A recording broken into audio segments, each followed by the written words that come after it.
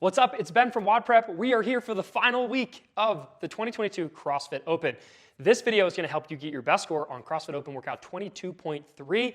Wow, it is a doozy. We have double unders. We have lots of gymnastics, pull-ups, bar muscle ups. For the scale division, we have jumping pull-ups. And then last but not least, we have thrusters. In this video, I'm going to go over tips that no matter which division you're in, is going to help you get a better score on this workout so that you can climb the leaderboard. This workout has a couple hidden tricks in it that I'm going to help you unlock. We're going to go over each one of the movements, and I'm going to give you at least 3 tips per movement to help you get through the movement more efficiently and effectively. But before we get into that, be sure to check out the movement standards at games.crossfit.com.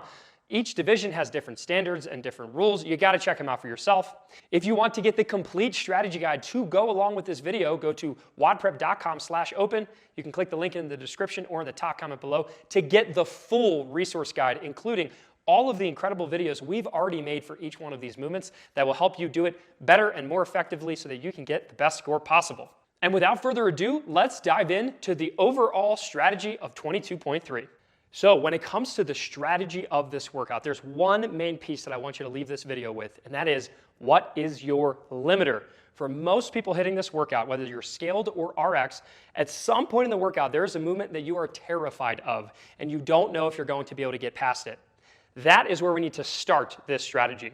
Let's say, hypothetically, you cannot do a bar muscle up. You're in the RX division, you haven't done a bar muscle up yet, but you think you can move through the other movements with somewhat proficiency. Guess what? You're probably going to get to that bar muscle up and just have a lot of time to spend there. So your goal is to identify where's your limiter and then make sure that you get there with time and energy. And that's going to be a little bit easier said than done. What we don't want you to do is, if the bar muscle up is your limiter and you're like, I might be able to get one, a lot of people will get stuck into this trap of going as fast as they possibly can in the beginning of the workout, because after all, the workout's for time, Ben. They're going to go as fast as possible, and then they're going to get to the bar muscle up, hit a brick wall, and just fail and fail and fail and fail and fail. If you're right on the edge of that limiter, whether it's bar muscle ups or chest to bar pull-ups, the bottom line with point number 1 is that you must figure out where you're going to hit that brick wall and then strategize your workout so that you end up at the brick wall with a little bit of time and a little bit of energy so that you can put together quality attempts. What we don't want to do is get to that brick wall as fast as humanly possible and then fail and fail and fail and fail because we have no energy left. The difference between someone who gets stuck at 0 and someone who's actually able to accumulate those 1 or 2 reps at that brick wall will be thousands of places on the leaderboard, and that one tip right there is going to make all the difference when it comes to your score. Strategy tip number 2 is that your first round, so the first set of gymnastics and jump rope and thrusters, it's going to feel easy. Slow the funk down. Please slow down. Don't fall into the trap of sprinting that first cycle. A lot of people will try to hit it all unbroken, and then they're going to get to their limiter, that brick wall, absolutely exhausted. So please do me a favor and hit that first round at like 75%, 80% effort to make sure that you have some energy left in the tank when the weight gets heavier and the gymnastics get harder. Strategy point number 3 is, are you someone that doesn't have a limiter in this workout? You're looking at this workout and you're like, you know what? I can do it all and I feel good. Then what I want you to do is to try to end the workout unbroken, or 2 sets. Here's what I mean by that. I want you to go slow enough on the front end of the workout and leave a little bit of gas in the tank so that when it comes time to that final gymnastics movement, whether it's bar muscle ups or chest to bar pull-ups, depending on your division, or when you get to that final barbell, those 15 heavy thrusters, if you are someone that can dig deep enough and not drop that bar, the amount of time that you will make up on the competition that's dropping that heavy bar 3, 4, 5 times, or someone who's breaking up that gymnastics into 4, 5, 6 sets, if you can end strong and finish with big unbroken sets, you will beat so many people because you were able to finish with a bang. Now let's talk about the double unders. So when it comes to the double unders, there are 3 main points that I want to focus on. Point number 1, do not count. I don't care whether you're in the scale division doing single unders or RX and doing double unders. You should not be counting your reps. When you count your reps, it's really easy to hyperventilate. It's really easy to 1, 2, 3, 4. You're hyperventilating and not allowing yourself to stay calm and controlled in the middle of those sets.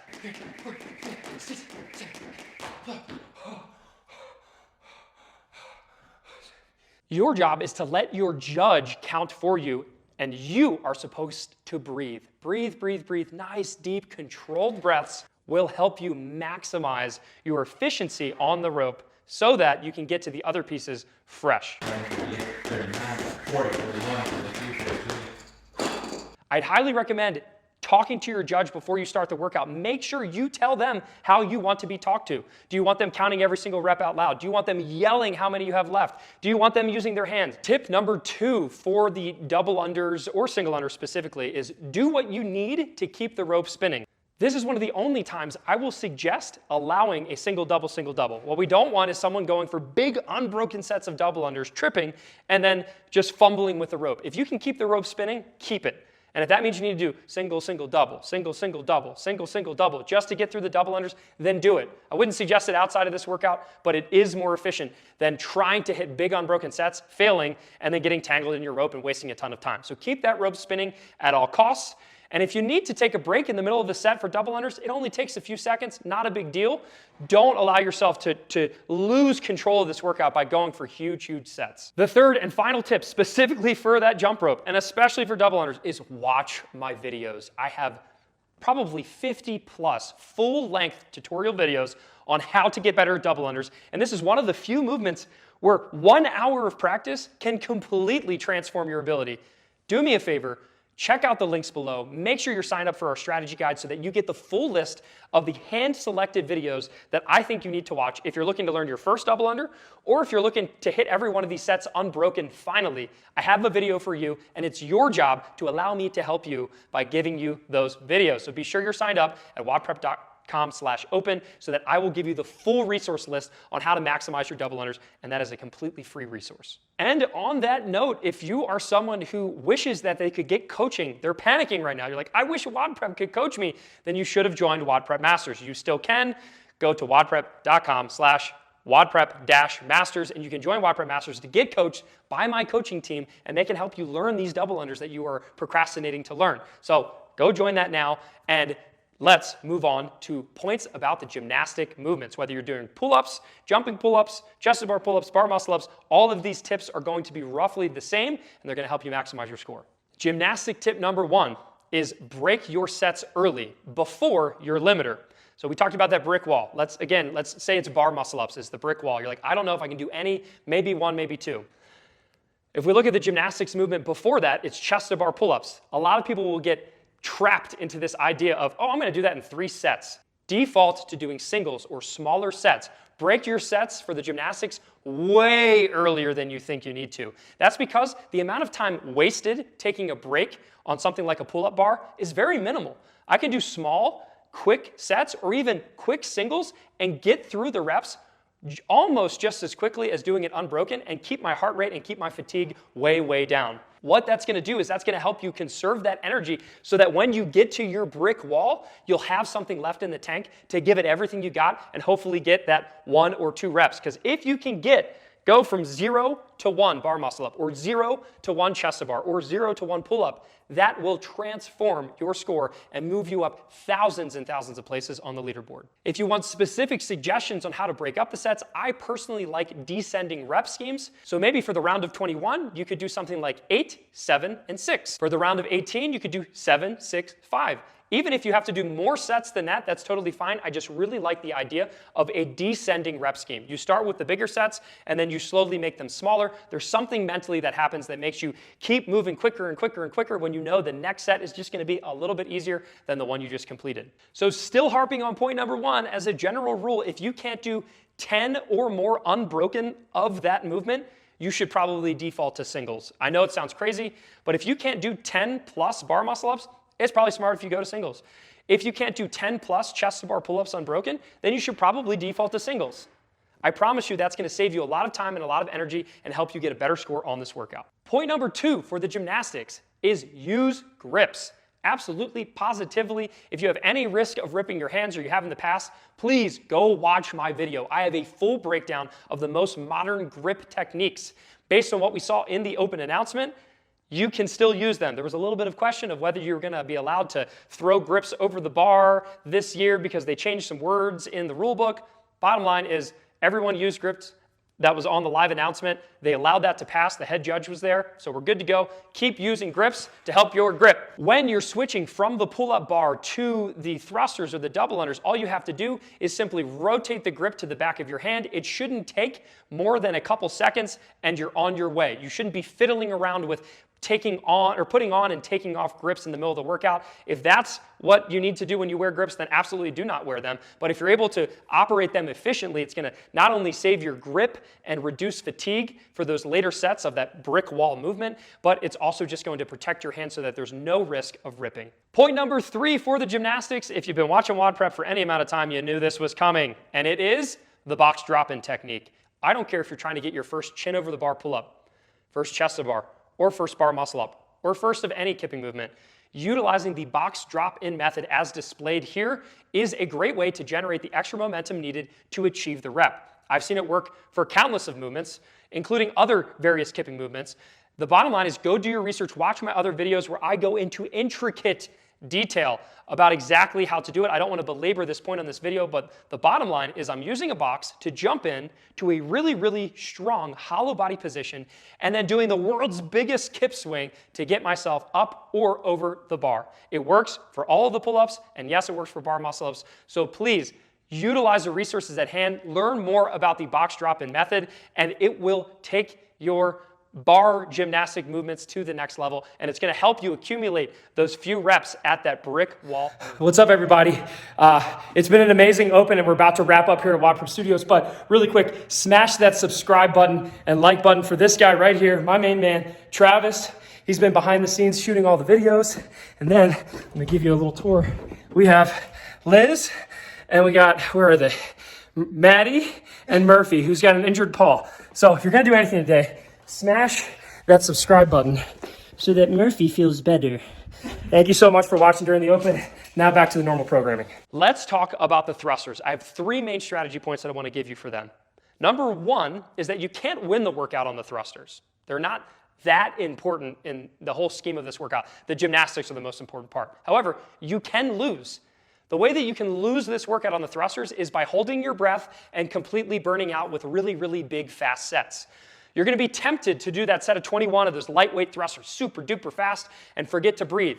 That's going to jack your heart rate up, and then the wheels will fall off the bus. The cookie will proverbially crumble. We don't want that. What I want you to do on the thrusters is hold yourself back from putting the pedal to the metal. I want you to focus on breaking your sets into manageable sets. So that means roughly 3 sets per round. Maybe 4 sets per round. Some of you might only need to do 2, but I caution anyone from going into this with any sort of unbroken thruster sets. The only set that I want to see unbroken for most of you, if you're watching this video, is that final set where you're going blackout, you're going dark, trying to end this workout with a bang by trying to hit those last 15 reps unbroken. If you can do that, wow, you'll make a huge jump on the leaderboard. But where you're trapped, where you can lose this workout, is if you come out of the gate really, really hot on the thrusters, and it's going to happen to so many people. Point number 2, and it kind of goes along with point number 1, is we have to breathe effectively on the thrusters. We have a video about this. I've talked about this a lot. Rather than going super fast and trying to rush through the thrusters, I highly suggest taking a slight pause with a breath at the top of each rep. So here's approximately how it looks like as we're going. I'm breathing out on the way up as the barbell is being pressed overhead. As I lock out my elbows, that's my chance to take a breath in, and then I'm dropping back down into that squat. If we get really efficient and effective at breathing when we're tired in the middle of the thrusters, taking that extra slight pause that Rich Froning made so famous so long ago at the top of the thrusters, that's going to help you keep your composure and keep oxygen in your system. It's going to be hard for a lot of people to breathe through this workout, but if you're someone who can master the breathing on the double unders, like we already talked about, and master the breathing on the thrusters, then you're going to be at a huge advantage for this workout. Another thing that goes along with taking a slight rest at the top is no one should ever rest the barbell on our shoulders. That's a really ineffective breathing position. We're either going to want to lock it out overhead and have our arms stacked bone on bone where we can take that little quick breath in between the reps of the thruster, or that barbell should be on the ground. We don't want to bring the bar to our shoulders and sit there and try to breathe in between reps, because that weight on our shoulders shoulders is gonna prevent us from getting full breaths. The last and final part about the thrusters is another breathing technique, and this is for when that barbell's on the ground. So if you're listening to me, you're like, I'm gonna listen to Ben and I'm gonna take a couple extra sets because I can't win the workout on the thrusters, but I could go too hard and totally crush myself. So I'm gonna take Ben's advice. I'm gonna drop the bar maybe twice per set of thrusters, especially for the round of 21 and 18. What are you gonna do in between the first set and the second set? You need to count your breaths.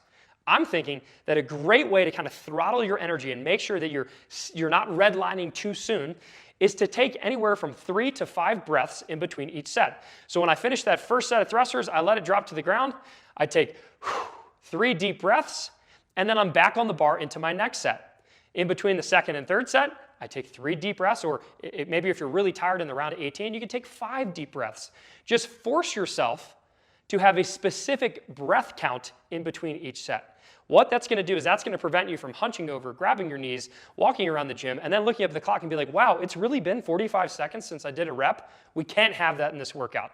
So be smart, be disciplined in your rest, and the best way that I found to be disciplined in our rest periods with a barbell, or even for that matter, with gymnastics, is to count our breaths. So you should say to yourself, I'm only going to take 3 deep breaths, whether that's on the pull-up bar or the barbell. Or maybe you're someone who's like, hey, 3, that seems a little hot. 5. Limit yourself to 5 deep breaths in between your sets, and just having that discipline will get you back on the bar. You can even have your judge or one of your friends be counting for you. Say 1, 2, 3, 4, back on the bar. And that's really going to help you move forward and accumulate those reps. You might be saying, Ben, what about the tiebreaker? And you'd be correct. There is a tiebreaker. So when you finish a round of thrusters, your judge is supposed to write down your time. And the reason for that is because a lot of people are going to find that they can't execute a single rep at that brick wall. So logically, you might think that you should sprint as fast as possible to get the best tiebreak time in the entire world. That only is something you should do if there is a 0% chance of you getting a rep at that brick wall. If there's even a small chance that you can get a rep of the bar muscle up or get a rep of, let's say, the chest to bar pull-up, if you've defined that that's your brick wall. If there's even one small chance that you can get 1 rep, then I would highly suggest not worrying about the tie break time at all. Take your time to get there, leave a little bit of energy and time in the tank, and then get 1 rep, and then the tie break time will hardly even matter. So with that being said, I hope that you liked this video. We condensed a ton of information into a nice, neat little package that we're going to call this video. But if you want all of the nitty-gritty, if you want a special bonus video for the scale division, if you want all of the bonus resources that's going to help you with all of the skills, including double unders and bar muscle ups and chest to bar and butterfly pull-ups and all the stuff we need to learn, then be sure to be signed up for that strategy guide, WODprep.com/open. And I'm going to send you, this is probably the most valuable strategy guide we're going to send out all year because there's so much good stuff to go over. Like I said, this was the WODprep Open workout, and I'm so excited to help you get your best score. Thumbs up if you liked the video, thumbs down if you didn't. Please smash that subscribe button. If we can get to 150,000 subscribers by the end of this weekend, I know we're kind of far, but a lot of you watching aren't subscribed. If we make it to 150,000 subscribers, I promise you I'm going to release the most ridiculous video you've ever seen in your life on this YouTube channel as a special thank you. I'm going to embarrass the heck out of myself. But in order for that to happen, we need to get to 150K subscribers. So smash that subscribe button, share this video with one of your friends from your gym, make them smash the subscribe button, sign into your grandmother's YouTube account, and subscribe for her. She really needs to watch this content. Thank you so much for watching. It's been an amazing Open, and I cannot wait to see you on the leaderboard. And you better believe I'm going to see you next week. Wait a minute. What's the comment? Here's what we need to do. In the comments below, what absolutely ridiculous antic and/or video do you want me to make once we hit that 150K 1,000 subscriber mark by the end of this weekend? You can choose. So write it in the comments below, and whoever gets the most votes, that's the video that I'm going to make if we make it to our goal of 150K subscribers. Let's make it happen, and I'll see you next week. Peace. Yeah, so first thing I did was just shave all of my body hair as close as I could to help me with my aerodynamics. I like to think that it's kind of like a butterfly flying through the air. That's why they call them butterfly pull-ups, bro. So I'm like real aerodynamic now, if you know what I mean. So your only strategy was shaving all your body hair? Oh no, bro, no. Well, that was just one part of the strategy, man.